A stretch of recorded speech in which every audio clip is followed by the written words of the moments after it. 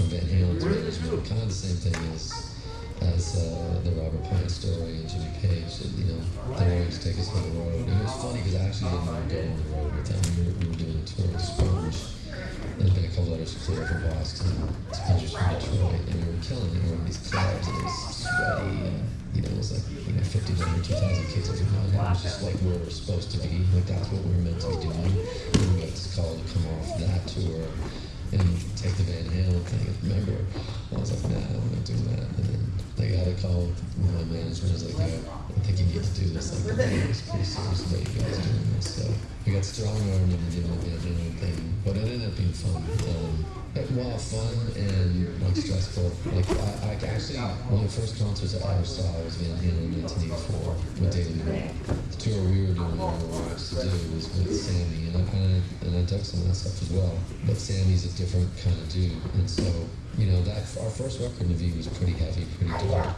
And I remember like a few shows in, I think we started at Jones Beach and then started moving up to or down the East Coast. And I think by the time we hit Florida, I think Sammy said something to someone and it was just like, yo, like you guys gotta get the crowd up and having fun and like it's a party. And I was like, I don't know, like our thing's not about a party.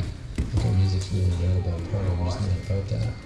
And I appreciate that's what you guys do or that's what you do. And it's just not us. And like maybe this isn't my fit, and then Sammy was like, I don't think he's really happy with my answer.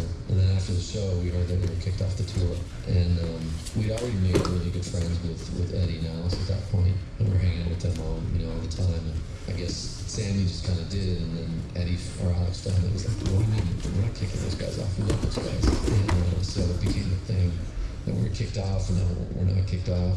We ended up finishing like the whole tour, which is like 55 shows, but it was a trip, you know, because there's such a great band, a band that I actually liked, but maybe just like wasn't the best fit. But I remember hearing, I think it was Alice in Chains had done the same thing and were having the same kind of problems with their audience. And it's just like, I guess it's, you know, looking back on that, it's really just part of like paying your dues in a way, you know, having to play in front of fans that it's probably the same thing opening for Metallica. Like they're there to see Metallica, they're not there to see you, whoever you are. But it makes you a better band, and it definitely, that Van Halen tour made us a better band.